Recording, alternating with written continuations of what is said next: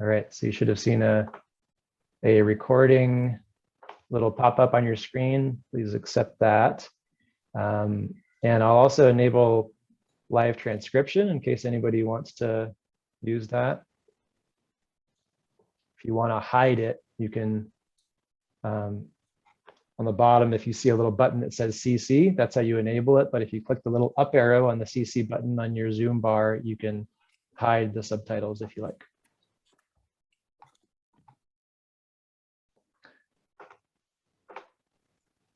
All right. Well, welcome everyone. Wynn, do you want to kick us off and get us going? Yeah. Thanks everyone for showing up today. I'm leading the slides right now, so I'll just kind of click through a couple to get to we have a lot of fun things today, including puns. So keep a lookout in the top right-hand corner. I've hidden some Easter egg puns throughout the slides, just to keep things interesting. So while we were creating this, the team has just been we've been working a lot on this presentation, and to keep things interesting and alive, we've been writing little trash puns to each other. And the most recent one was, we're all in this trash compactor together. And so I thought we'd start with just some background on why we are here. And I can start, and then each of the facilitators can just ask, why did we decide to facilitate this meeting? So for me, I'm a researcher at the Moore Institute for Plastic Pollution Research. This is my focus. I'm a trash researcher, and I see I see the trash amendments and what's happening with them as one of the biggest research projects of our age on trash. And I'm just really eager to learn from all of the research that's happening to try to figure out how we can prevent trash from getting into our environment and cleaning it up. So that's why I wanted to be here and meet with all of you and learn more from you about how we can make that a reality. And then I can just pass it over. Gary, if you have some words you want to share. Sure, thanks, Wynn. Gary Conley, I'm Chief Scientist at Second Nature Software. Why are we here? Can I just say everything that Charlie Moore said? What that guy said, I think, is reason enough. The trash amendments piece of legislation is probably one of the best tools ever in the nation to get us to start dealing with our trash problems. And our success on that front is largely going to be dependent on the way in which we collect data and measure progress towards the goals specified in that legislation. So that's why I'm here, because I want to help to make sure that we fulfill the intent of that legislation and get where we need to go to eliminating municipal inputs of trash to receiving waters. Jarma, I'll pass it to you. Okay, thanks. This is Jarma Bennett, and I work at the Water Boards, and I'm a program manager for the California Environmental Data Exchange Network, or CEDN, and I joined this team to hopefully help find a common place for trash data to go, including specifically the trash data or the Track 2 amendment data to go and be usable by anybody who wants to use it. Julian. Hi everyone, Julian Fulton. I'm in the Environmental Studies Department at Sac State, and pretty new to trash. Most of my previous work has been in water resources, but became really interested in this water quality issue, mostly from learning from students and some fellow faculty about opportunities to get community groups, and I mean that loosely, to include students and their interest in volunteering and getting engaged in these issues, learning about ways that those people outside of traditional environmental management can participate through citizen science and community science. And I'm going to be talking a little bit about that and how we can sort of bridge between actual environmental governance that is for the trash amendments with community groups. So looking forward to that. Maybe it would be good here too. So we were originally thinking there would be 80 people and we kind of like planned the structure that way, but we're totally flexible to restructure things and we will be throughout. I feel like we have not too many people right now that the 20 people that are here, we could just like each person unmute and who feels comfortable doing so. You know, just say like 30 seconds of why you're here also.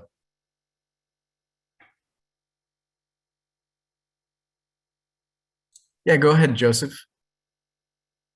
Hey, my name is Joseph Martinez. I work for the Region 2 Water Quality Control Board. I work in the municipal stormwater section, and specifically, I'm like the phase 2 contact.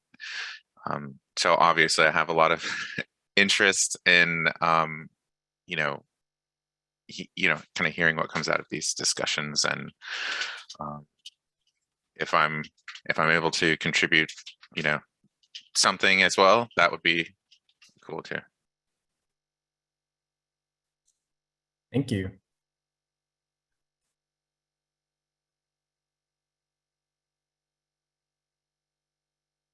Holly, I noticed you turn on your video. Would you like to introduce yourself while you're here?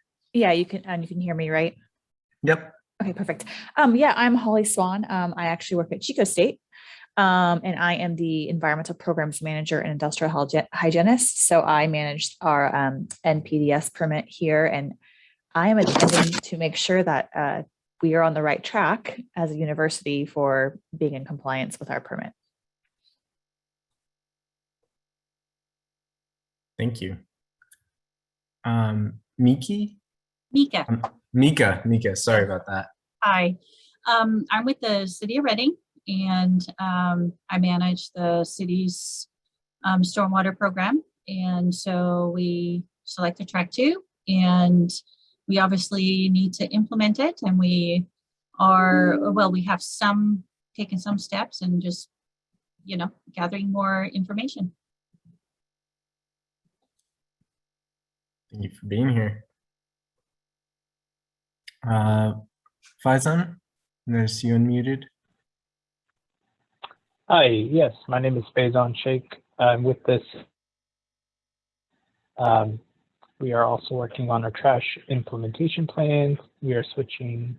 Initially, we thought we might try for track 1, but I'm here for the ideas and the collaboration. So thank you for putting.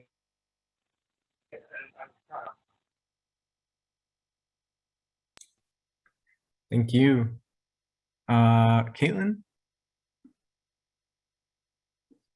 Me? Yeah.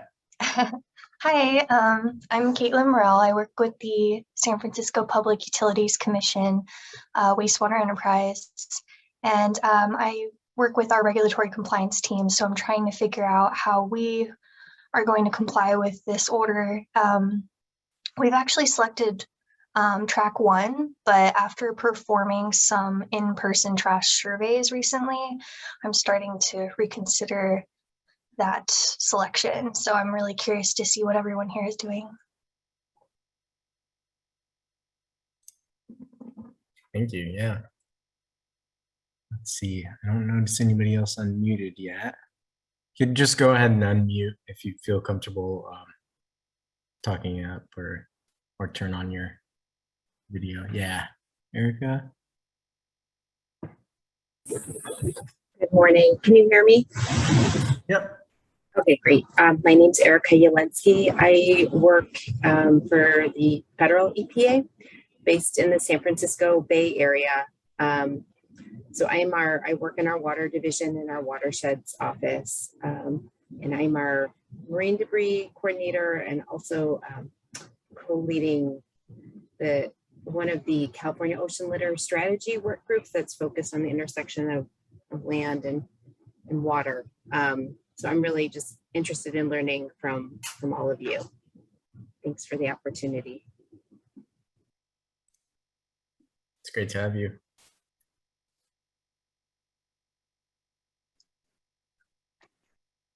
Sarah? Hi, everyone. I'm Sarah Bellance. I am a postdoctoral researcher at California State University. I just finish my PhD at Western University in Ontario, Canada. And so being California is very new to me. So coming with a background in microplastic pollution, I'm very interested to hear what everybody has to say about the trash data, because I'm very open to any type of transparency when it comes to data collaboration. So that's why I'm here. Thank you. Let's see. Nick? Hey, everybody. My name is Nick Martrano. I am the director for the Water Quality Monitoring Council. I also work at the State Water Board with Jarma. I'm interested in this particular group because I was part of the trash provisions as they came across the water board and were first adopted. And track 2 has always been pretty fascinating to me. Track 1 is pretty straightforward, but track 2 is really open-ended and is actually the one that's more broadly utilized. But there aren't a lot of requirements or information in the provisions about data being collected and how to best utilize that data.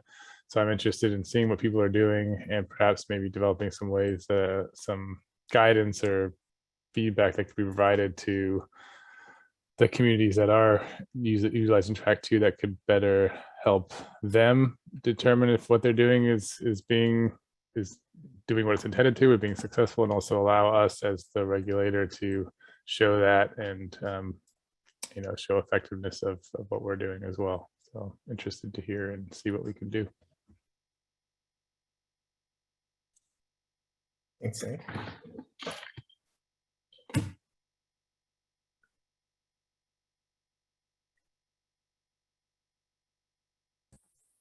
Anyone else feel comfortable? Greg? Yeah. You guys already heard a little bit of my background, but I'm Greg Gearhart. I am Deputy Director at State Water Board for Information Management and Analysis. I started my career in San Diego Board, Regional Board though, and started working on stormwater there, and eventually moved to the Bay Area and worked on watershed stormwater, TMDL stuff there, and then State Board. And at one point was overseeing the statewide stormwater program out of the Division of Water Quality, and was part of the team that developed the notorious trash plan amendments. So I have been passionate about trying to address this problem using whatever tools we can, and was part of the tool that is the subject of today's workshop. So I don't have an opinion on whether it's the right tool or not. It's what the board has moved forward with. The track 2 part, as Nick pointed out, though, is really, to me, the interesting part, because it is the one that's driving more data and information to come back. One of the incentives for the member groups that were supposed to go towards track 1 was to incentivize it by minimizing the amount of data and reporting that was required. It's a gap that we all sort of know about, but bringing, this is a track 2 workshop, but really it's about what is that whole mechanism of municipal stormwater. And in fact, industrial and construction also implement the plan amendments. So what are all the effects of those drivers in terms of informing the problem? Because our board will ask at some point, what is this working and is it getting better? And the public already wants to know that. So this is really interesting to me, and I thank you all for your time to be here, and I'm happy to help in any way I can. Thank you, Greg.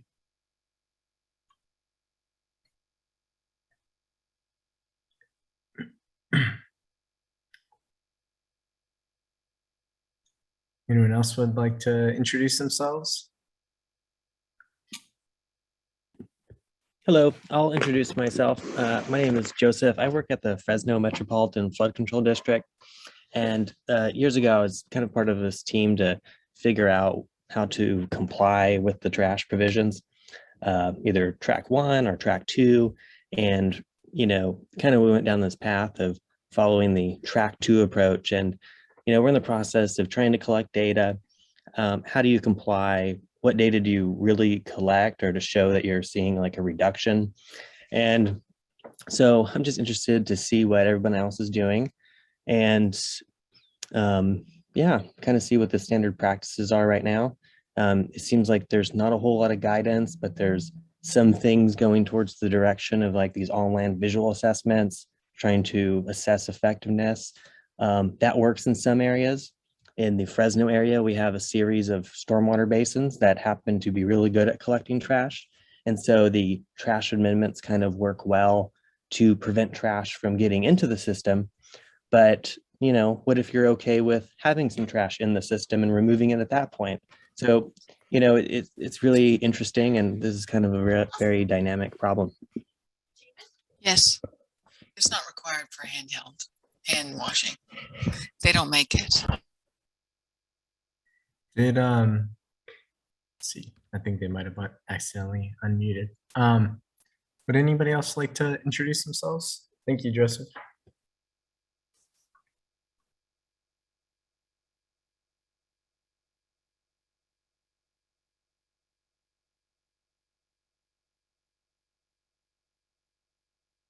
All right, well, there will be plenty of opportunities to get to know each other.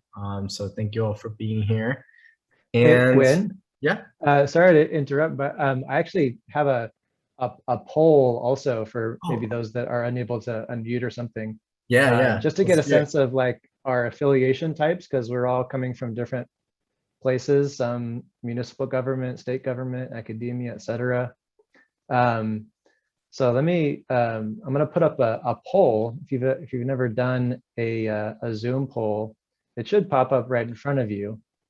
But just to get your affiliation type, are you with an MS4, a municipal or other regulated community kind of entity, a regulatory community, academia? Are you seeing the poll now? I think I launched it correctly. It was up for like just a couple seconds and then it went away. Let's try. I'll try relaunching. Let's see if that works. There you go.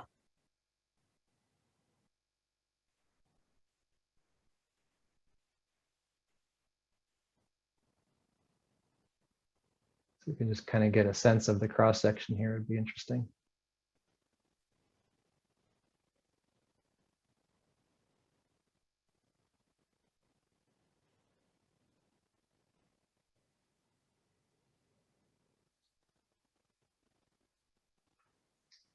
Quick poll for those of you that might be attending to other things. Could you just fill this out?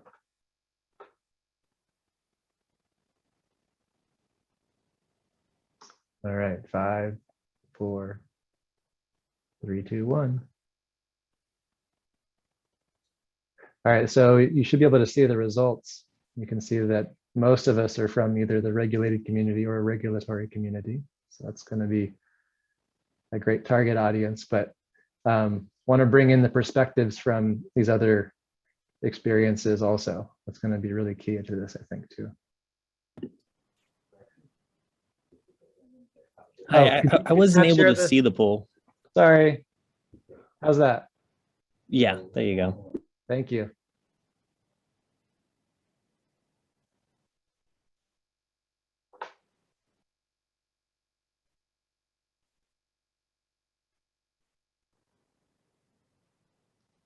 we got a couple more folks joining us. Welcome. Yeah. We were just finishing up a poll and sharing the results with everybody. Did we have another poll right now? I created one. Let's see. For now, I created one which is kind of a check-in on people's familiarity with track 2. And that might be helpful as a lead into Gary's presentation. You want to do that one now? Sounds great.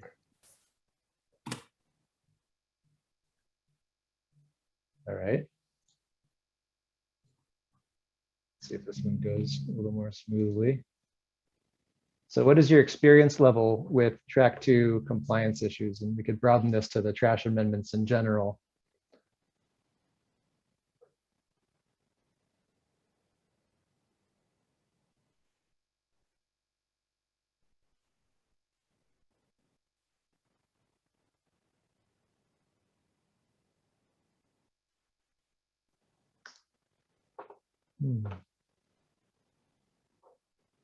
Someone just messaged me that they're not seeing the poll, but it looks like most of you are able to see it.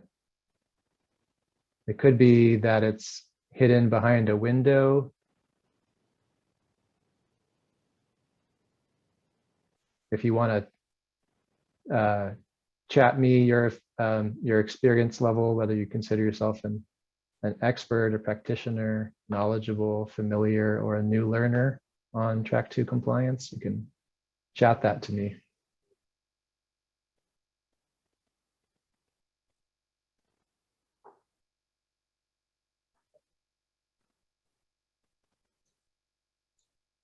Okay. Quick poll of your experience level with track 2. Anyone else? 5, 4, 3, 2, 1. I'll share the results. It looks like most of us have some knowledge with it, and we have some new learners. So that's great. We'll have our first presentation. We'll give a lot of background on that. So Wonderful, thank you. I think I have one more slide or a couple slides before Gary's presentation, so I'll go with those now.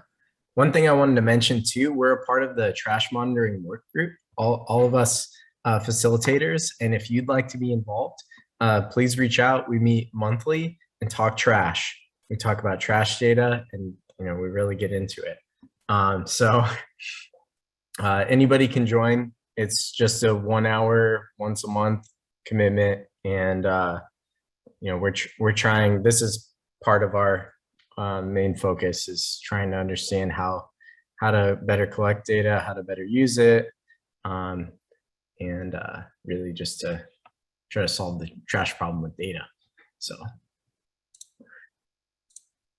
an outline for today. So we're in the first breakout group right now. This is about to be about 90 minutes. We're going to have 3 presentations, real short, from Gary, Julian, and Jarma, just to get everybody familiar with the trash amendments, as well as different opportunities that are on the horizon for utilizing trash amendment data and sharing it. And then we will also be introducing this product for today, which is the data flow map. And then there's going to be a lunch from 12:15 to 1, which will be followed by from 1 to 1:30. There's going to be a Google is going to do a demo on this litter AI that they've developed for scanning the roads for trash using Google Street View. That's going to be in the main session. So sorry that there's 2 Zooms, but you'll go to the main session for that, and then you'll come back here afterward at 1:30.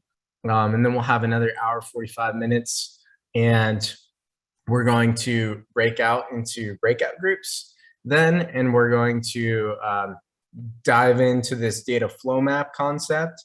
And really, it sounded like something that I was hearing a lot from everybody, which is really great, is that we want to have a better understanding of what other people are doing and what's the typical way that data is moving around. And that's what the data flow map and the discussions around that are going to be focused on. So we'll have some sub breakout groups, maybe 2 or 3, still got to figure it out. And we'll have a Jamboard where everybody can interact and take notes. And so that will be our product for the day, is this data flow map. that we can use and reference and say, yeah, this is what other people are doing throughout the state to collect data for their trash amendments. So, and then we'll go back to the main room and do a wrap up. And in the second day, we are going to, and I'll remind you of this a couple times, but we are going to dive into some data sets. So if you have a data set that's related, that's, you know, some data that you're collecting for your track to trash amendment research and compliance data that you're collecting, you can bring that data set and we will dive into those and try to figure out what are similarities between the data sets that are out there. What are these data sets good for? What are they you know, developed for? How could we improve them? And ultimately, you know, what insights are we going to gain from the data that's being collected for track 2 trash amendment compliance? So. And I just want to introduce again this concept of the data flow map. So the data flow map helps you to see the interactions, the transactions that are happening with data. So in this flow map, this is a straw man. This is not exactly how track 2 trash amendment data is flowing, but it's we're going to improve upon this today. So essentially my worldview of how maybe the trash amendment data is flowing is that there's someone who creates the data, maybe a consultant, and that gets passed over to a database manager who then might give that to a disseminator like an open data web portal. And then the database manager shares that data with some data analyst. And the data analyst reports then to the applier, so the like city council, maybe some municipal workers, and then the database manager is also going to pass that off to the regulator for compliance assessment. So maybe this is how it currently works, maybe it's not. We're going to learn today, and we're going to walk away with a better understanding of how data is actually moving through the system, and we're also going to dive into on each of these, what are the purposes of these roles? What are the objectives? What are we hoping this person does? And what are the roadblocks that we're currently seeing to have those objectives accomplished? And another pun for today is, this is literally perfect.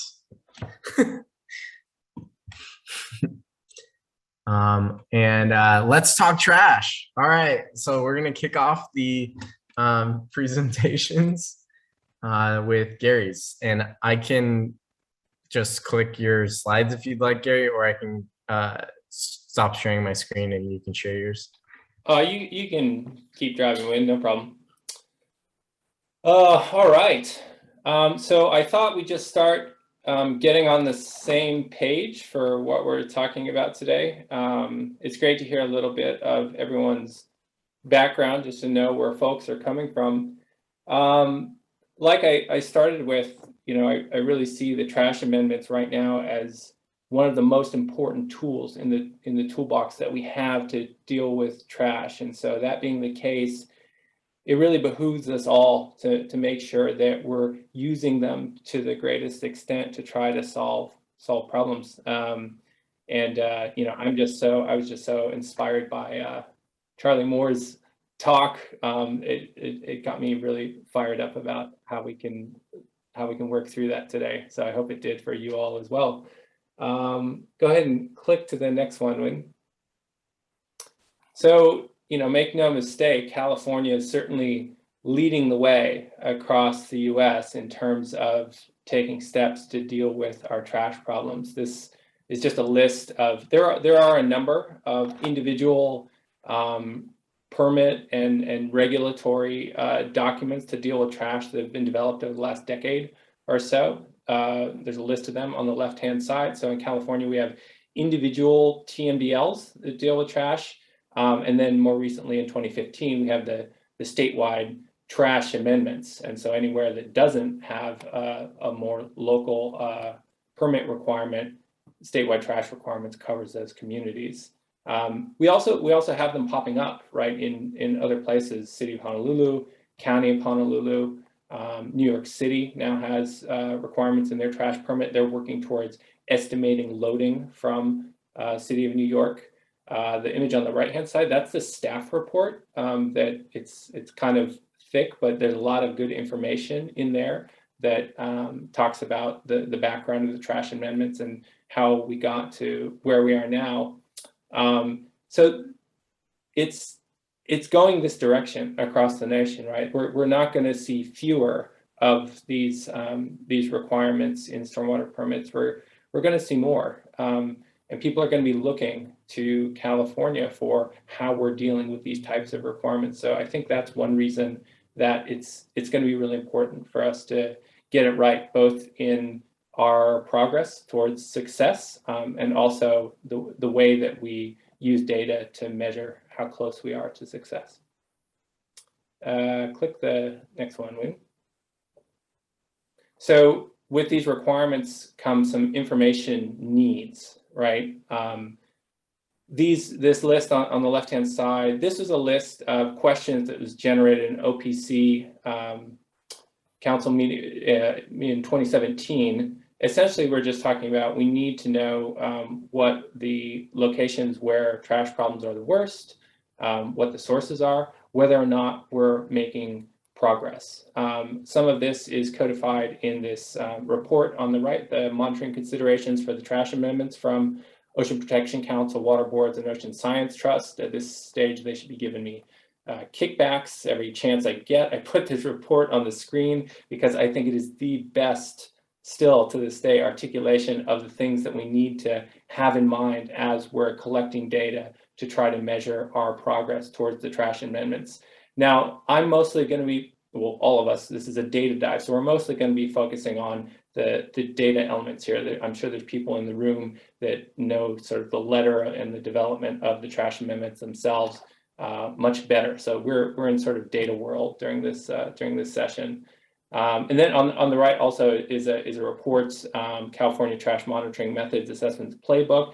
That's a great compendium of the different tools in the toolbox in terms of ways to do different types of assessments, qualitative assessments, quantitative count-based assessments. So Shelley Moore, who's in the session as well, leading another session. She's the lead author on that one, along with some other folks that are helping lead us through this. And what these documents help us point out is that, well, this isn't going to be easy, right? We have to be very careful. There's a quote down at the bottom there from that report illustrating that the variance in trash data over both space and time are going to make it difficult to detect how much progress we're making. So we need to design our experiments really thoughtfully to make sure we get the information that we need. Next one, Wynn. Okay, down to the nuts and bolts here. This is just kind of distilled down. I think Nick mentioned one aspect of this. In very simple terms, what the trash amendments tell all of us that we need to do is that by 2030, we need to eliminate all of the inputs from anyone with a permit into receiving waters that flow to the ocean. There's two ways to get there. Full trash capture, right? Capture all of the trash draining from those areas using state water board approved devices that have a capacity that meets a design standard of the 1 year, 1 hour storm. So that's a depth.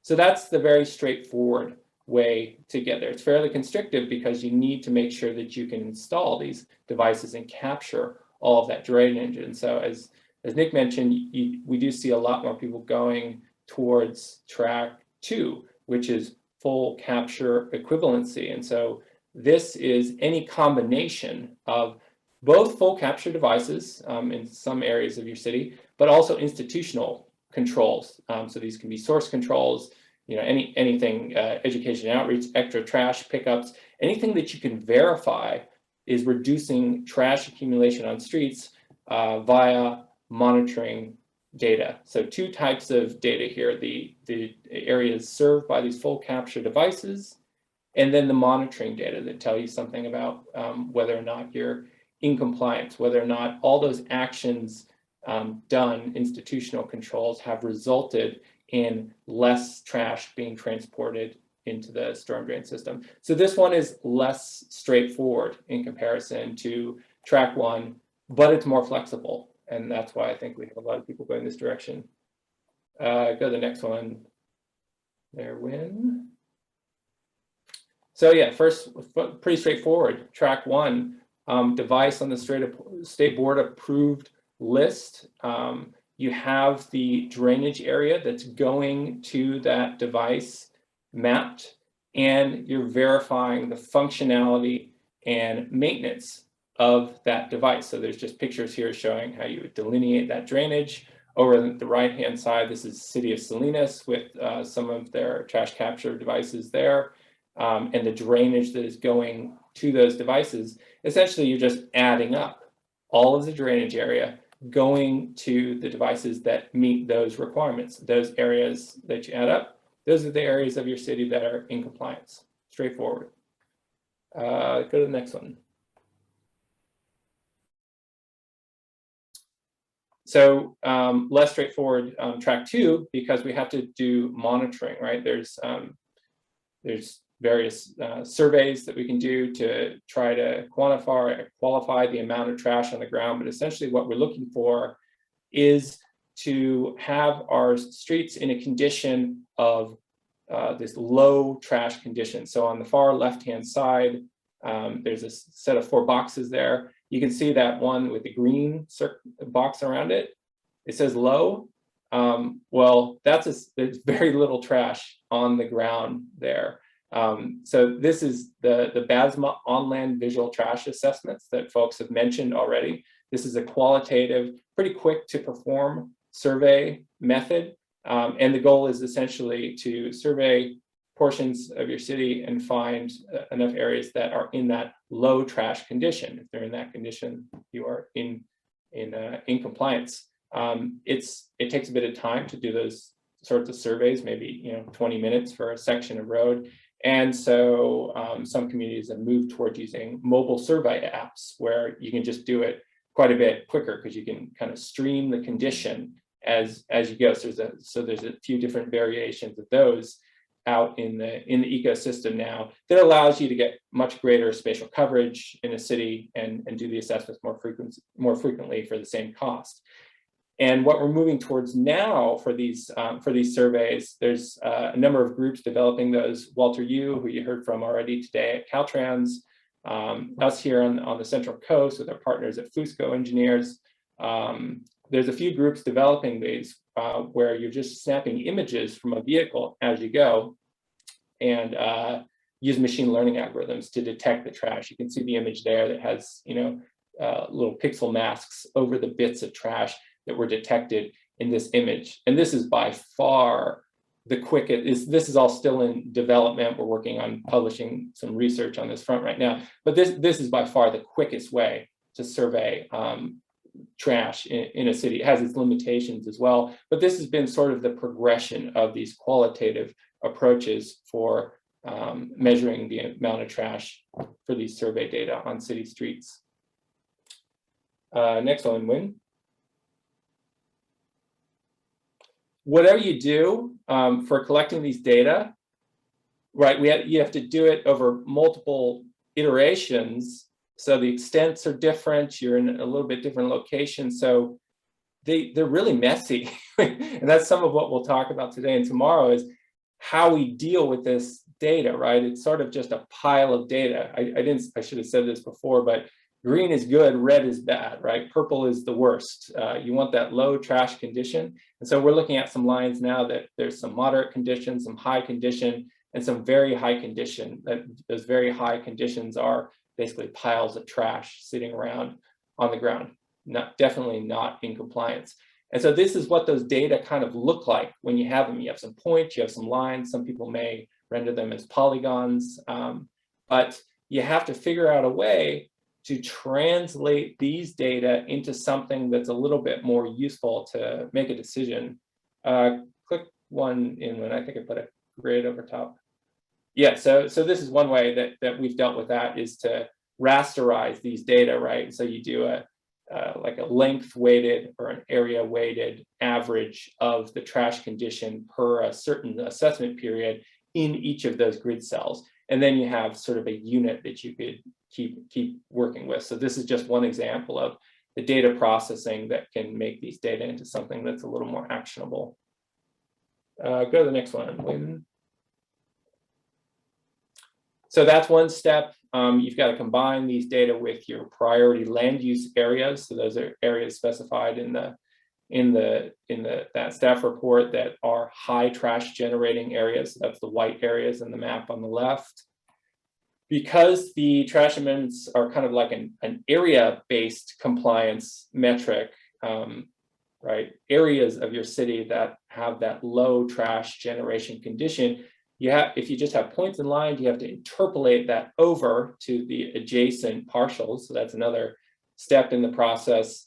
And then you eventually get to this situation on the right-hand side where you have wall-to-wall coverage throughout your city or throughout your priority land use areas, where you know what those trash conditions are, from low in green up to very high in purple. So those are the areas generating a lot of trash.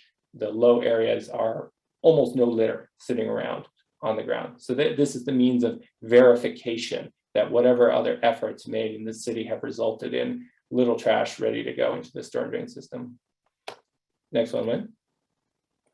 So when you have that, you kind of have the capacity to start measuring what these changes are over time. So we're looking at 2018, 2019, 2020, and you can see some areas on the top. Look at the lower right-hand image. There's some areas that have gotten a bit worse, that have moved from green or yellow into red. And then there's areas toward the bottom that have moved from purple, or that very high category, into red and yellow. So you can start to track what these changes are over time in your city after you have, multiple measurements, every year. Next one, Win. I think I'm almost done. I think I'm getting out of time. Of course, this sort of,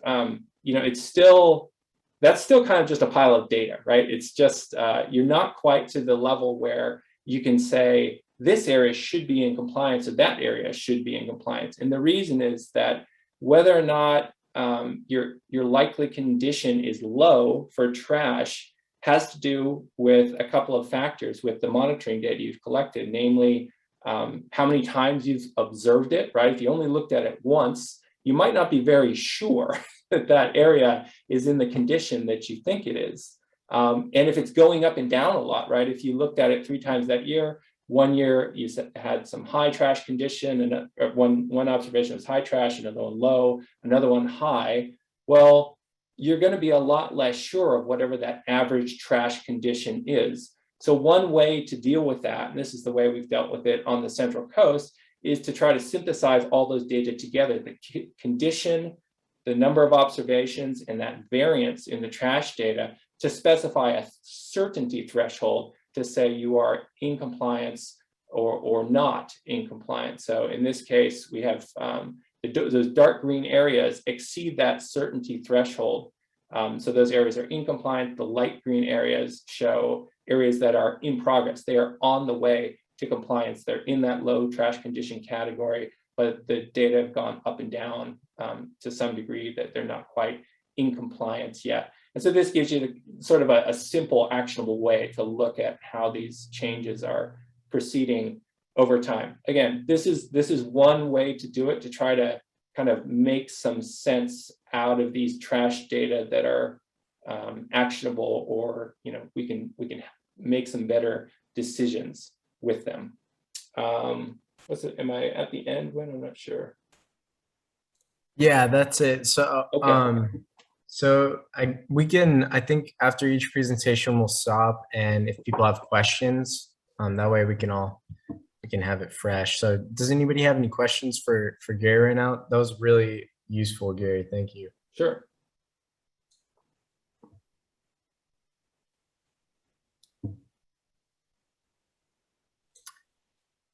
have one question actually that I'm really eager to ask, and I'll just kick us off. So with this, when you're thinking about track 2 trash compliance, you actually have to have the roads throughout the like MS4 area below a certain threshold for trash. That's what compliance is under that. Is that correct? Or are there other ways to also demonstrate compliance? There needs to be monitoring data to verify, yes, exactly that. That it's right now we have the OVTA is the method that there's a connection between the loading rate and that qualitative narrative and images that tell you in that category. So there needs to be that or a comparable survey method to demonstrate you're there. Yeah. Okay. Wow. Yeah. I didn't realize that. For some reason, I thought you could also kind of like measure how much is flowing in the river or something like that. But I totally agree. Yeah, with that, the correlation between what's on the roads and how much is being loaded.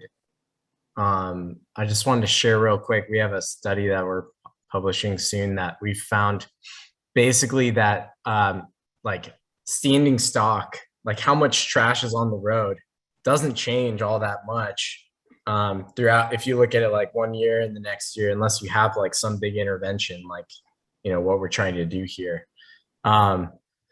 So yeah, it's going to be a really good indicator for actually demonstrating change. We have a question. Do you have software recommendations for analyzing this data? Gary? Well, yeah, it's on the screen. Right? Yeah. We have a system that we've built that, you know, it's in operation on the Central Coast and it's deployed in different states as well. But in terms of, you know, if you were just doing this analysis yourself, it's sort of GIS analyst level tasks to be able to do this. And the algorithms that we've used, that we've embedded into the software platform you see on the screen, those are all written up in the paper that you see on the screen. So, you know, somebody can take those equations and use them in they're written in R, so everybody can access those and do that. But I'll just say, like, the utility that this gives you is not only sort of a real quantitative way to figure out, okay, which areas are we pretty sure at should be in compliance. It also creates the capacity to reduce monitoring effort in those areas where you're really sure, right? Just like you said, when if there's an area that it's just always clean, it's been clean for 2 years. Well, you don't want to ignore it completely, but maybe you can look at it 1 time a year and not 3 times a year. So that can make us more efficient with the way that we're doing this monitoring also. I see that. Thank you. Erika has their hand raised. Thank you. Thanks for your presentation, Gary. I actually have a question for Wynn. I think it was you that you made a comment a moment ago about the amount of material on the road doesn't change that much. Can you say a little bit more? I want to make sure I heard you correctly. Thank you. Right. Yeah. So it doesn't change that much unless you have some big intervention, like unless something has drastically changed. And why I think that is, this is kind of a hypothesis that I have from that study, is that we're basically, so what's happening? Why is there trash on the road, right? It's coming to the road, either people are littering or dumping, or there's an overflowing trash can. There's various ways that could be, dump trucks that are, dropping things. And then there's also removal processes that are happening simultaneously, right? Like a street sweeper comes and cleans it up, or some good Samaritan comes and picks up the trash, or it blows down into the storm drain and goes to the river. For some reason, this tends to balance out. Like the amount of trash on the road just balances out on its own, like very consistently. You could survey a place. If there's nothing crazy happening, nothing new happening, like they didn't just all of a sudden start sweeping the streets way more often, or they didn't all of a sudden just start like everybody stopped littering, there's no reason. So that all the surveys that we all the areas that we surveyed, there's no reason to suspect that anything major has changed. And we just see these like steady. And you can even see this there was a study in Argentina. This is like a global phenomena that's really interesting. Like it's just all over the place. Trash standing, like how much trash is on the road. If you look at it today, and then you look at it a year from now, it's not a lot. It's changing in how much is there. It's kind of like it reaches an equilibrium. But that's really exciting because as a scientist, we know that if we turn one of those knobs, like we turn the input knob or we turn the cleanup knob, we should see an effect in that, and it should be really obvious. So, I mean, what I'm saying is that like the approach that Gary is using at Second Nature is going to get us where we want to go, and that's really exciting. Does that answer your question? Yes, thank you. Appreciate it. There are two hands raised. We have Joseph, I think, had their hand raised first. Hey, thank you. So for Gary, you know, there was a question about kind of like monitoring efficiency, and I'm wondering with the process that you're using in Salinas here, if sometimes adjacent areas or somewhat nearby areas that have like the same pattern of human activity get you know, somewhat treated the same as in we're going to, there's the same pattern of human activity in this area and this area, and they're somewhat nearby. So if we implement the same actions on area A and area B, and we do, you know, a certain number of assessments in area A, and we find out that there's improvement, and we do an assessment in area B, you know, like maybe less or one assessment in area B, and we can verify that, you know, they're both exhibiting kind of the same pattern of improvement, let's say. You know, is that something that you've done here in Salinas? Well, I think, Joseph, I think you're thinking along exactly the right line of thought there. That's what we want to be able to, essentially what you're saying is, how do we have the information to tell us what is working where, right? Because that can tell us whether we should replicate that action or that effort in another location that's similar to where it worked, or vice versa. And so, for instance, you know, street sweeping may be really effective in downtown areas of Salinas here, but other areas, say like, you know, out in Santa Cruz, we're out on the beach, and during the summertime, well, gosh, there's areas that just get really impacted by trash because of tourists coming into town. And in those areas, well, extra trash cans or some education and outreach may be a more effective approach. And so I think that's why it's really important to know where, right, exactly where we're measuring the trash condition, to be able to take those, to target those actions in the location where they might be most effective. And certainly in the city of Salinas, we've seen areas come into compliance for various actions over the 4 years that we've been monitoring. I'm not sure I can put a pinpoint on exactly what those effective actions are, but that higher level analysis that you're describing, Joseph, that's where we want to go. That's the idea, that you can take this information to inform those types of decisions, for sure.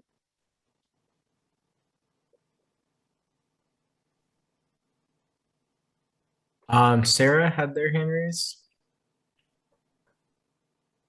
Yeah, I just have a question. I was curious to know if California has implemented new innovative technologies to capture the trash or even microplastics in catch basins.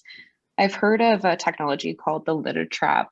It's often being implemented in some areas of Ontario. I was just curious to know, like, if this is an effective way that trash or different types of plastics and other materials can be monitored and reported. I cannot answer. Perhaps somebody else in the discussion has better information on that. I vaguely heard about new devices being created, but I don't know specifically. Maybe someone else has better info. I will try to answer the question. So I know, and maybe Greg can help us as well, you know, discussing the certification of trash capture devices in California. I mean, I don't know that California, the state, can take credit for, you know, the creation of new styles of devices. I believe Caltrans has made some gross solids removal devices that they use to control trash from their right of way. And I believe in California, there's a certain specification which details the level of flow which must be able to pass through the device,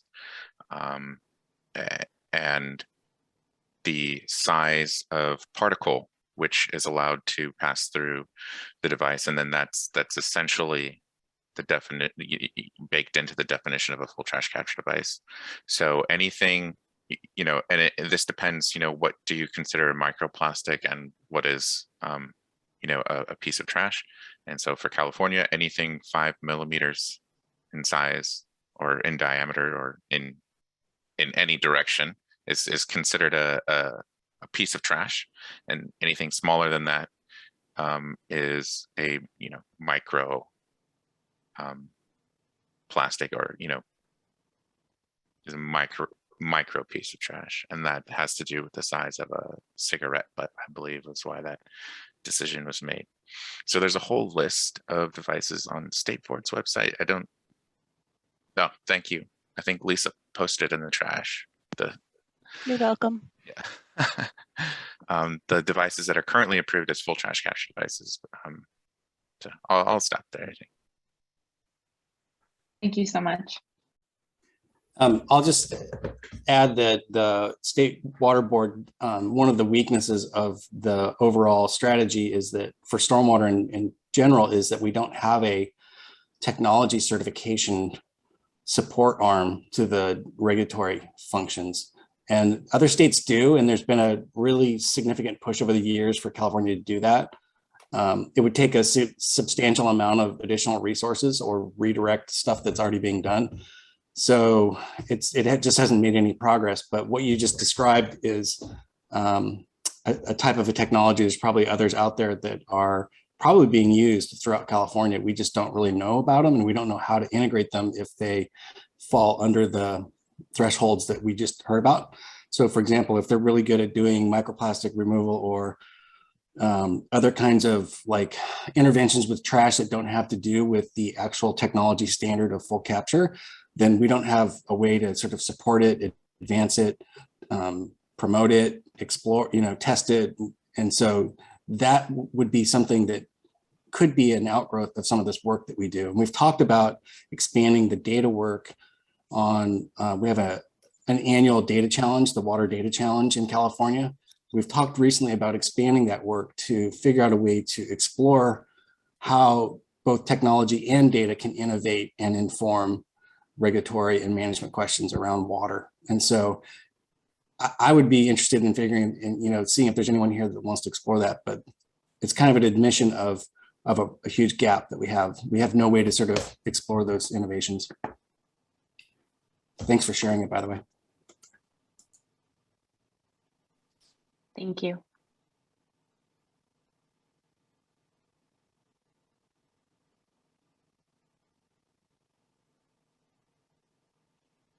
So yeah, we are going a little bit over our original plan, but like I said, we're going to be flexible with time. This is really great discussion that we're having. This is exactly why we're here.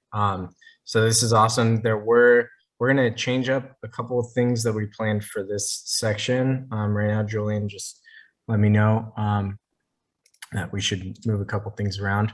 But I do want to make sure that we continue this discussion. because this is what we're here for. Like I said, there were a couple other questions that came up. I think actually, Greg, you didn't bring this one up, but you had a question about what is the structure of the data that's being created in your database, maybe specifically. Greg was asking, Gary. Yeah, this has come up a bunch of times, and we're actually going to get into this in detail and look at some examples tomorrow, because largely because we're talking about these qualitative survey data, they're mostly geospatial data, points, lines, polygons with a few attributes, but it's mostly just a value that tells you which of those trash condition categories you're in. So really different than, you know, when we're talking about trash count data. And I think that's part of the challenge, is to figure out, like, okay, how can we use these data, because we're collecting so many of them, in a way with those other types of data to give us a more complete picture of trash conditions around the state. And so I think we're actually going to get into the nuts and bolts of that a little bit. I have some downloads. We have Heidi Nigemeyer's in the audience here, and she's graciously allowed us to look at some of her trash data specifically. And so we'll check that out and see if we can.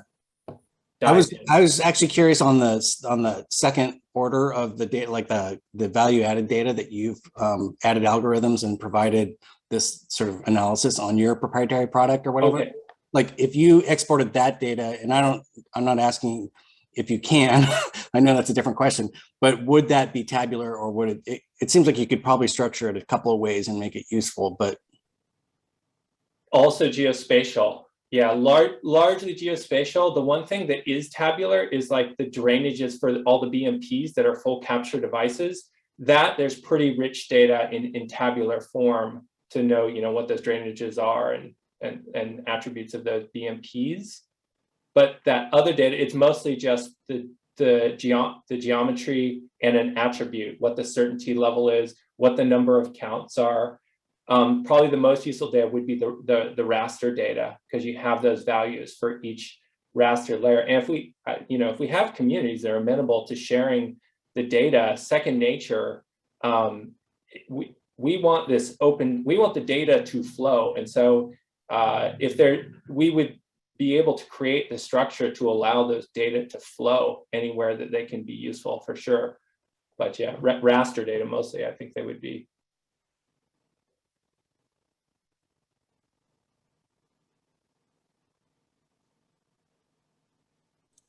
Sorry, I'm just going through. There was another question. Joseph asked about equilibrium. Yes, I think there is an equilibrium if things if there's not interventions that are happening to actually change what's going on, which is kind of crazy. Holly brought up that asked the question if we've seen trash conditions change due to COVID quarantine. So we actually did a little bit of research here in Riverside, and we did not see a very large change. We were suspecting maybe like a 50% shift or something like that. And the shift was smaller than 20%. So it wasn't very large. We had a decrease here in Riverside, but I welcome anybody else to chat about things that they've experienced too with COVID quarantine data. And this is just, let me jump in real quick here. And this is a really good example where a different type of data can address, other than what we just looked at. This data we just looked at doesn't address that question, right? Because we're not talking about types of trash. Just another good reason we want to try to be able to use these data together to answer different questions. Yeah. Yeah, absolutely. And then Holly asks, is there any tips for non-traditional permittees like schools?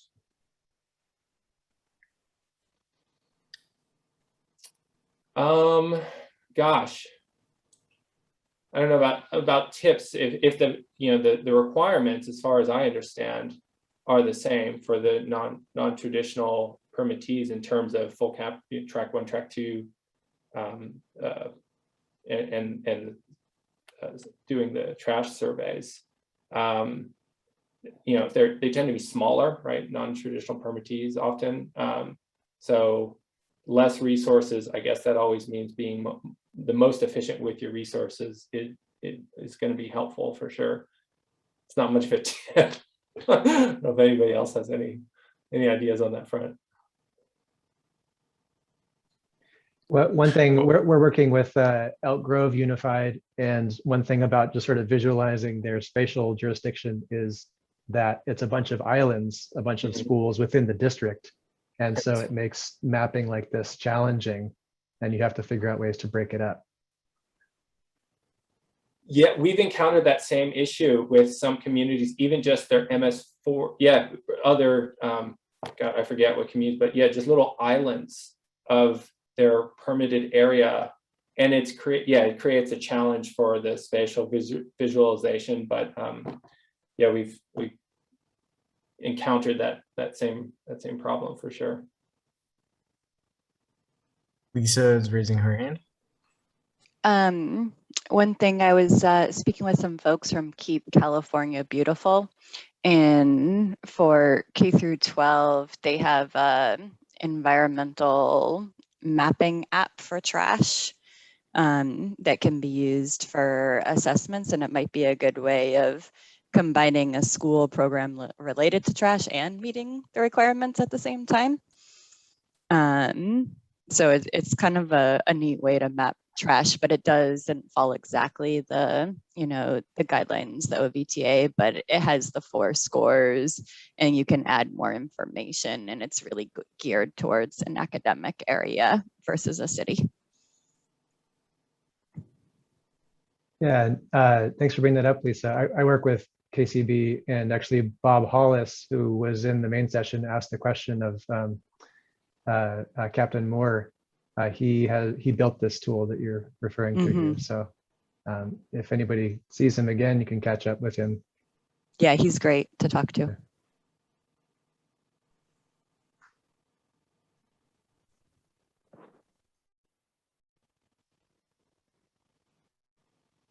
Thank you. Any other questions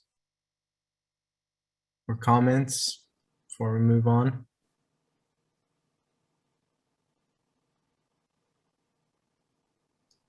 All right. Yeah, that was really useful. That I think it's going to get all of us on the same page. So thanks for that. We're going to, I think, shift to Jarma now to talk about the California Environmental Data Exchange Network, and how trash data might be able to fit into that. It's been a hot topic of previous datathons, and we've dived into a lot and learned a lot about how trash data is currently in there and might get in there in the future. So go ahead, Jarma. Okay, thanks, Wen. Again, I'm Jarma Bennett, and I work in the Office of Information Management and Analysis at the Water Board. I have worked in stormwater before, but it's been about 20 years since then, so I am not as familiar with the trash amendments and how they work with the current stormwater permits. So I'm definitely learning a lot in this project, and was very helpful to hear Gary's presentation.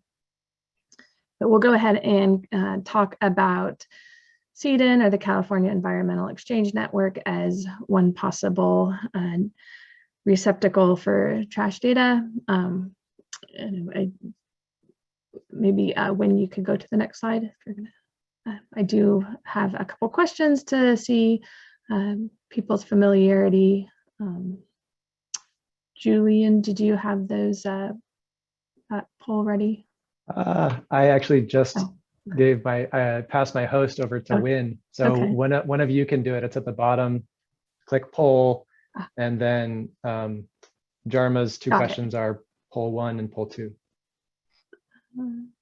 Nice job. Thank you. All right, so the poll is up. Have you heard of CEDN?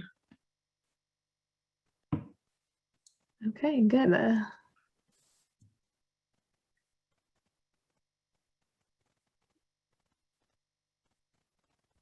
All right, I'm Looks gonna like, yeah, go ahead end and that poll. Share results. So most people have. great. Okay. We'll get some new Then people. we do have a follow-up question to this, because then we can get a little deeper about those that have. Do you actually use it for on the next slide, and also to in the poll, have you actually used it? Basically, have you consumed data from it, or do you contribute data to it? I know that some groups, in particular MS4, and not trash data, but more traditional water quality data, they are required to have their data formatted in the CDN format, but not actually to submit data to CDN. As we see, at least one person is familiar with that. Okay, thank you, Wynn. Okay, so we have a mix, but mostly no. So that's good, because then you may not be aware of the things that I'll be sharing. All right, thank you. So I'm just going to give an overview of CDN and trash data, and then how trash data can be handled there, and perhaps opportunities and then challenges that we'd have. Next one. So basically, what is CDN? It's a place that stores water quality related data, so that everybody can use it. Next slide.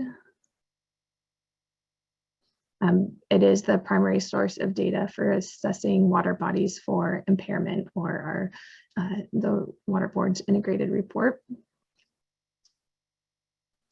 Just to give you an idea of how it works, is that data providers prepare data and submit it to be included in one of our contributing databases. The biggest contributors is our surface water ambient monitoring program at the Water Board. We also have some other partners that are regional data centers at Moss Landing Marine Laboratories and the San Francisco Estuary Institute. We also get data from our Beach Watch database. It also feeds CDN. And then CDN brings that all together on a weekly basis, and then those data can be made available, or are made available through several different ways. We have a query tool that's available on our website at cdn.org. We send data to the Water Quality Exchange to be made available on the National Water Quality Monitoring Portal, along with EPA's data and USGS's data. There's hundreds of entities that contribute data there. We also make CDN data available on the state's open data portal, data.ca.gov. And then we provide data, as I mentioned, to be assessed as part of our integrated report process.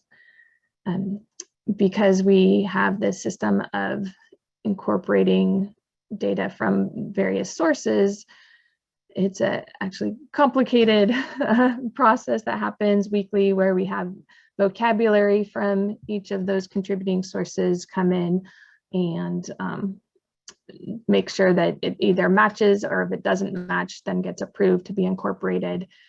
And so that process, again, happens weekly, and the vocabulary stays within the system, but each week the data themselves, the water quality monitoring results, are replaced through this weekly process from the contributing databases.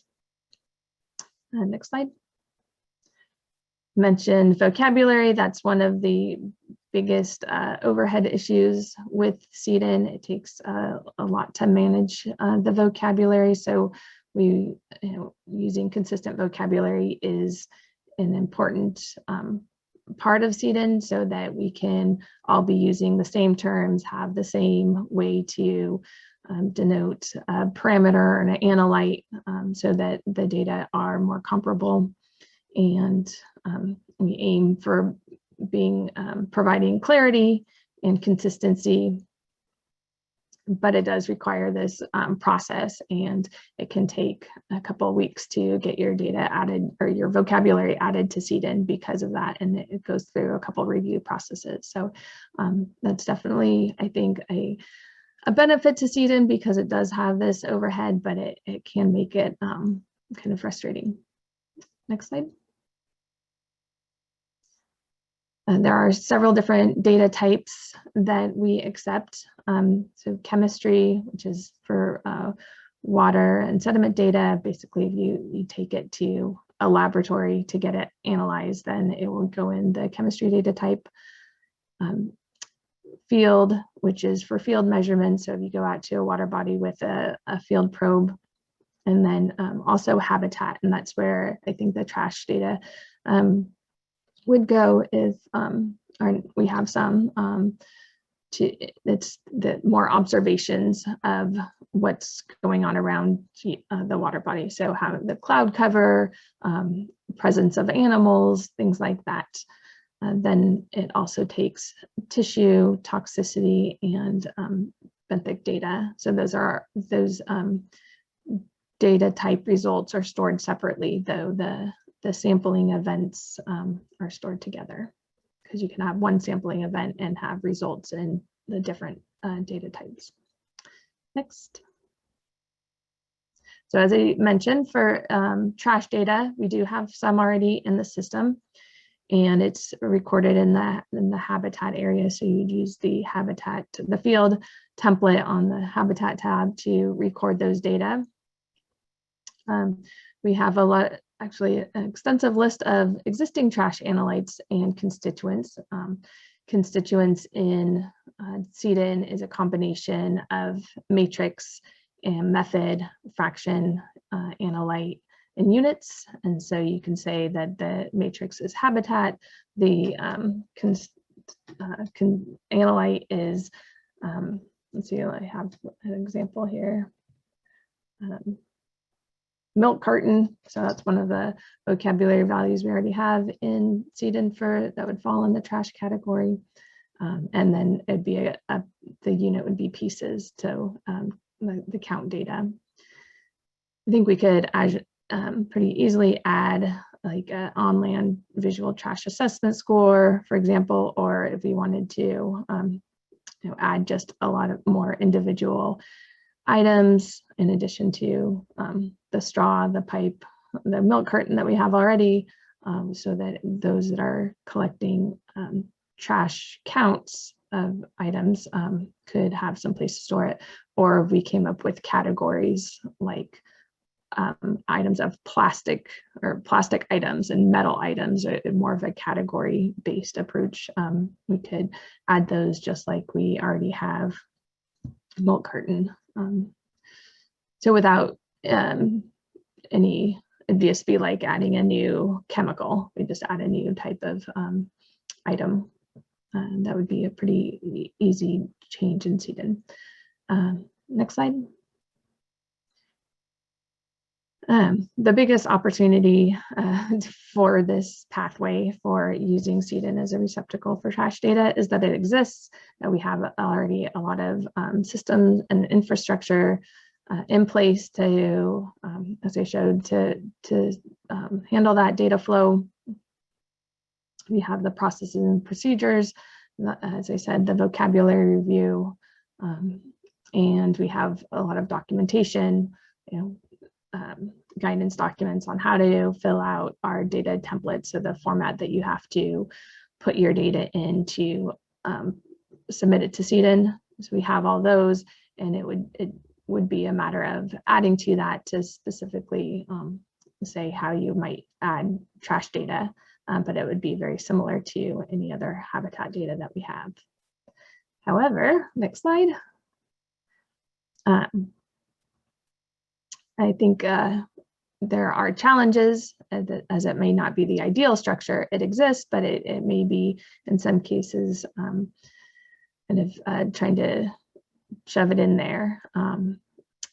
One thing that I thought of when Gary was speaking is that it's not a visual geospatial system, so that it is just tabular data.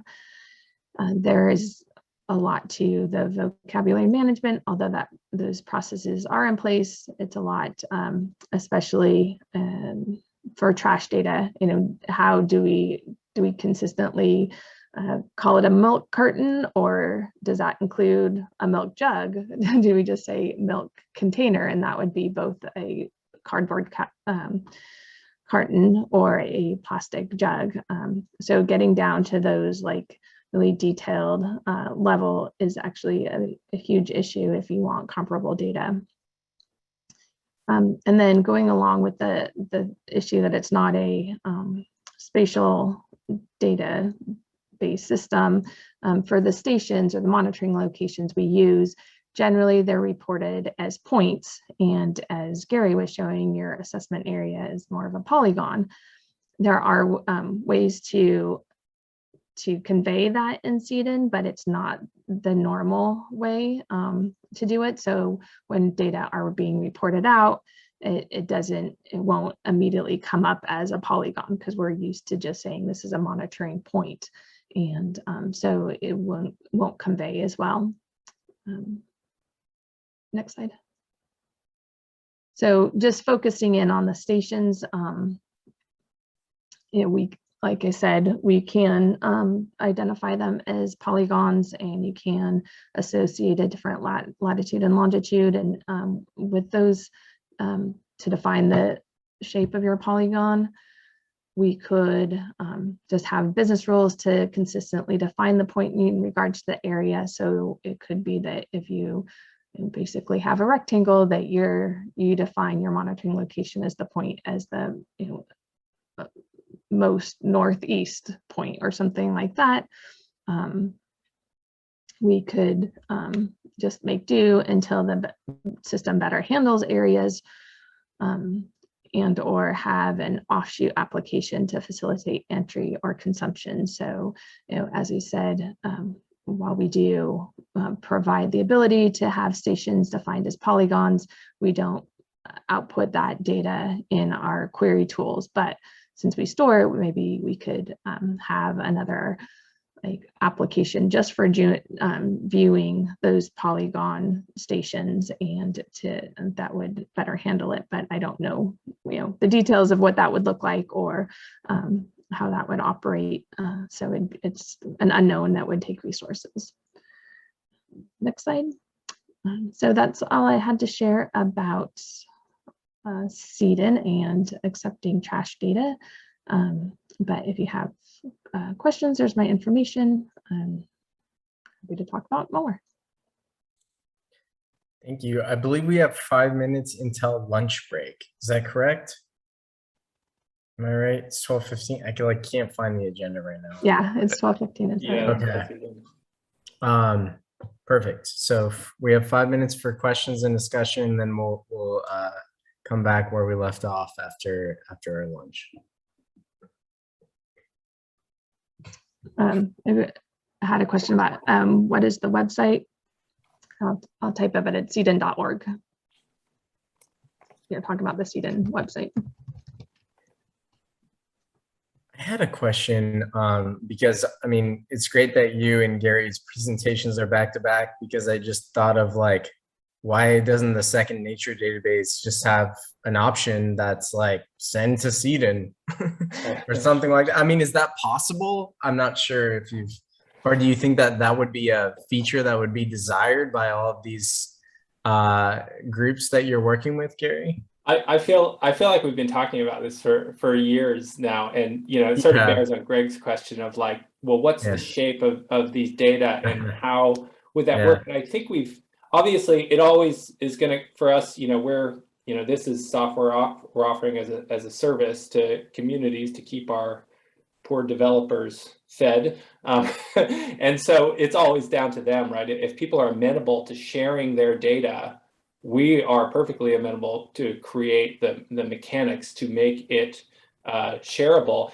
I think we just need to get them to articulate. And I think we've come up with some okay ways to do that. For instance, like CDEN is oriented toward point-based data. So if we have like line segments, Tony Hale at SFEI was the one that proposed that, well, gosh, the common unit for these qualitative data, you could translate those into, you know, a volume per area, right? So that could be our common unit. We use the centroid of whatever feature it is as the point for a row in CDEN. And there's some, and if there's a repository for the spatial data, whatever geometry is, or if it's raster data, whatever it is, we provide a link that somebody could actually go and get those spatial data, so they could use the data at different levels depending on you know, what their need was. So definitely, I think it's not ideal, right? Like Jarma was saying, it's not ideal, but I think we can make it work because it is ideal for people to find the data in one place and not have to, you know, go loads of places. Again, that is also down to, you know, getting the communities to decide that they want to share their data.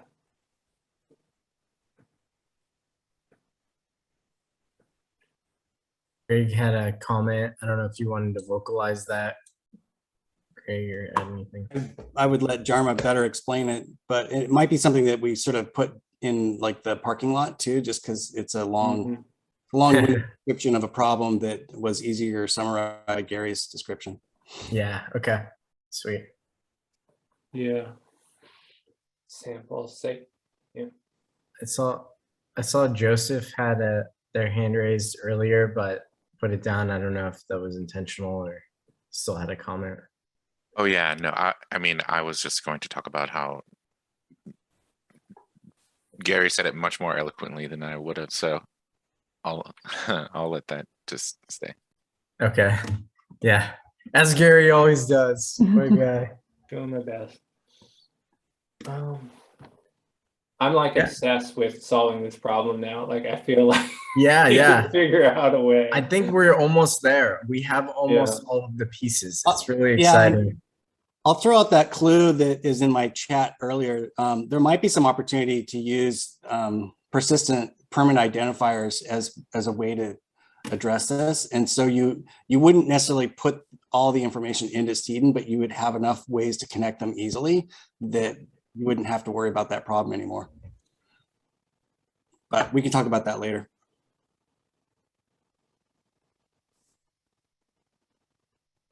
Yeah. The station problem is tricky because if you're always looking at in different locations and different extents, you just end up with loads of stations if you're using the centroids of those features. Yeah, it's a discussion all on its own, I think. But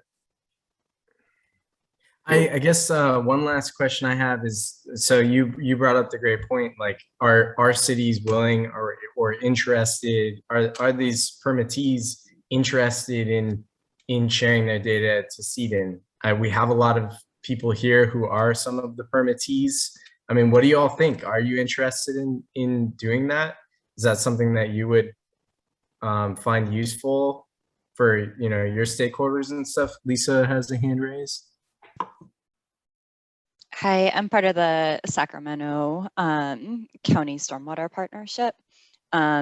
We've been providing, I was the one that answered, we provide CDEN ready deliverables that doesn't get into CDEN because we've never been able to figure out how to say that the data we're submitting is not water quality data of a stream. It's discharge data. And it hasn't been able to enter it properly. So because it's outfall data, a lot of times that gets put in as data that's representative of a stream, which it is not.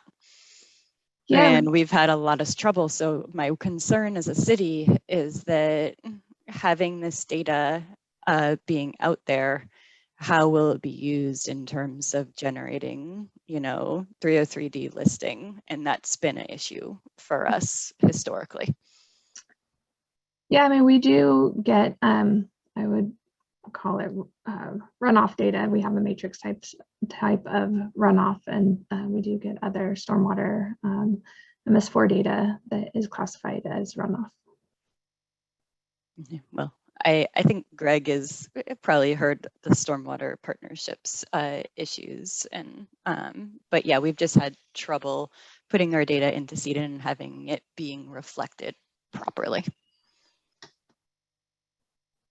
Is there a sample type code called ambient that is reflective of receiving water data in CEDA per the SWAMP protocols? Because I'm totally hearing Lisa's concern like that. I mean, that's what makes it difficult to get people to want to share their data, a fear that it may be used inappropriately to their detriment. So yeah, no, I mean, that is a problem. I've seen data use the wrong matrix. Well, the sample type, we do have a sample type column, but it would be grab probably, that kind of thing. But what you would use to indicate it would be the matrix. You also have the opportunity to associate a water body type with the station, and so the type could be storm drain. And so that would be another way to have it checked. That field doesn't come up in our regular query tool, but it is available to view elsewhere. How do we get the pinky promise from the regulators that sharing data won't result in like infractions against municipalities? Well, I mean, when we share, send the data to the assessment unit for integrated report assessment, one of the fields that we include and query on is the matrix field, whether that's filled out correctly, and that's out of our control. But at least what we send to them is following that convention of looking at the matrix field to just send sample data or sample water data. And another answer is this data set that you're talking about would probably, so we can't really pinky promise because it's public data once we have the data. And so, we can make a public or a promise, so to speak, which we can't. But even if we did, there's citizen lawsuit provisions in Clean Water Act. Now, all that said, none of this data is directly measurable as compliant or non-compliant in the water, because this is trash on a street that we're talking about, a qualitative assessment of trash on a street. And so someone would have to link this data to a finding of non-compliance somehow, or an allegation of non-compliance, which I don't know if any municipal permit has even addressed this yet in terms of what it looks like to evaluate compliance going forward. So I think the data is pretty benign at this point in terms of having risk associated with it. And my pinky is available if anyone wants it. Yeah, and I mean, I think that would probably be the biggest thing, is really like in CEDA making it sure that it's street data. And that would just be something that is my feedback as an MS4, that if it, and because yes, we recently went through the 303D list, and most of our comments were, this is outfall data that is being used as water concentration data in a stream. And that was 90% of our comments. So with that history, we would be very unlikely to submit to CEDA, to be honest. Thank you for being honest. These are really great conversations we're having. Joseph has their hand raised.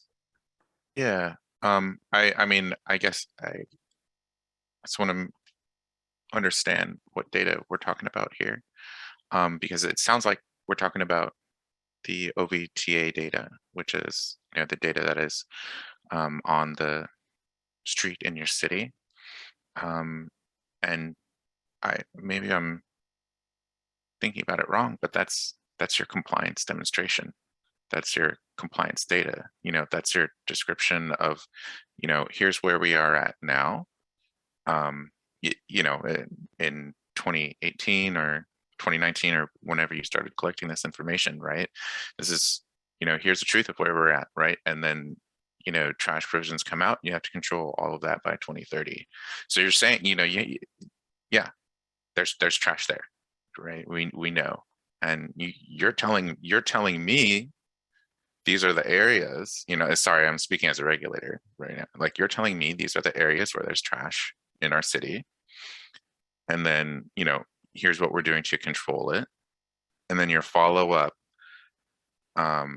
report or demonstration is, here's what we've done. Here's where the trash has been reduced. And then here's where, more work needs to be done. And then in 2030, the hope is that we made it, right? We've managed to take this problem and reduce it, all to this level, which the permit deems as acceptable and compliant. So as far as, maybe there's other evaluations that you do in terms of, figuring out what works best in what area of your city, and you may not be reporting that. But at the end of the day, you're, if you're track 2 and you are, showing me an area of your city that used to have trash, and now you're doing increased street sweeping, and you have kind of like a business improvement type of district going, where you are engaging the property owners and the businesses that are operating in that area and getting them to, go out and be stewards in order to, increase their own, profits, or the look of their businesses, or the value of their property, or whatever it is. And if that is getting you the results, then that's excellent, right? That's awesome. And you're going to be doing those evaluations to show that that's working, and that's going to get just reported. So I guess my question is, what data are we not talking about reporting as far as the trash on the street? And like, if I, sorry if I'm missing something.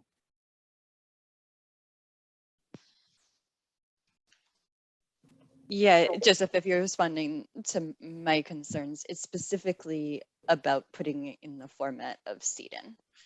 And we will be, as will be required, I guess, one day to submit our OVTA records and but we'd prefer to provide that in a report with explanation. And the limits of databases are that explanation can often get stripped out, while a report gives context. I see.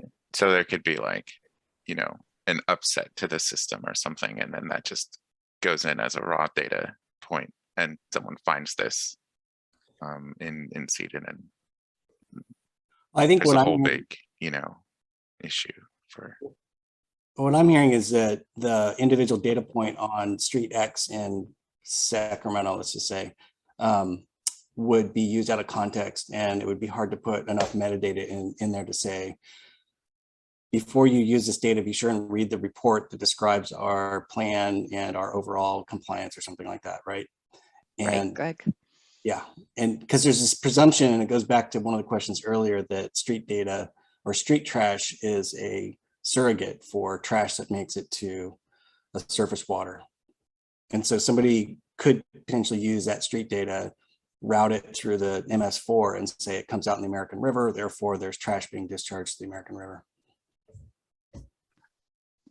And it may not show, full tractor control down gradient. It may not show where we've done substitution of priority land use. There's a whole lot of context in the trash amendment that is really complex, that, even when I'm looking at the database that we've generated for OVTA, I'm constantly having to add into notes to explain, oh, this is associated with X, it's different, why this can't. So it's just, there's a lot more explanation. And also when you're talking about the current with CDN, that description of data we don't collect. We don't say there are 5 cigarette butts and 2 pieces of plastic and 2 milk cartons over this surface area.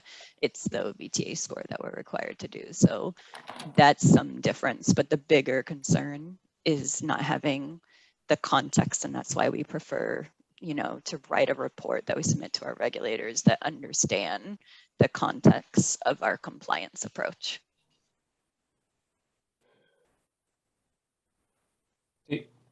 Sorry, I know we're just about out of time. This just seems really important, though.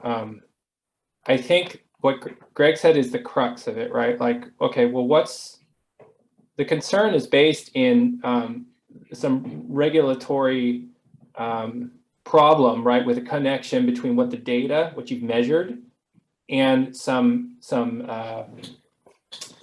regulatory action that could, or what the data are just, they're like trash accumulation, right? You could just, you can map those OVTA categories to a volume of trash, and that was observed. That just is the data as it, those are the data. That's what we're actually measuring. The problem comes in the connectivity with the trash amendments. They say, well, you can't be loading that, you know, any amount of trash to receiving waters, but that's not what those data tell you, right? The only connection point of those data to loading is in the experiments performed by BASMA back in 2014, where there's a connection, but this is a specific experiment that was performed between what those OVT categories are and the amount of loading that might be getting to receiving water. So that's going to depend on the precipitation regime during a specific year, the location of the state, right? There's a lot of daylight between those measurements that we're making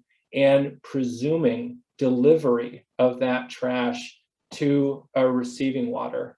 And so I think, you know, as Greg said before, to some degree, that makes those data somewhat benign in that fashion. I mean, I'm not speaking from the same position that Lisa is in terms of worrying about how those data are used, but there's a very strong case to be made that this is a different type of measurement than what is, you know, intended to be enforced upon for the trash amendments.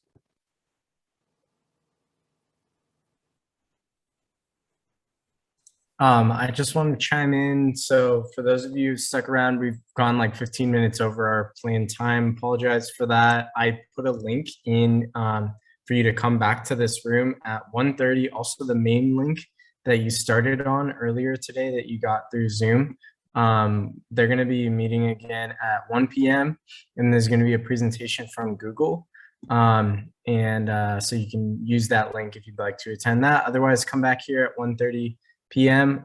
These have been really great discussions, and I'd like to continue these. We have some more diving into some of these details coming up. So thank you all for the lively and really useful discussions that we've had here. Already learning so much, and glad we're having this conversation. So yeah, I guess we'll just break for lunch. If anybody wants to stay on here, you're welcome to. This will be open, but you know, people will be coming on and off.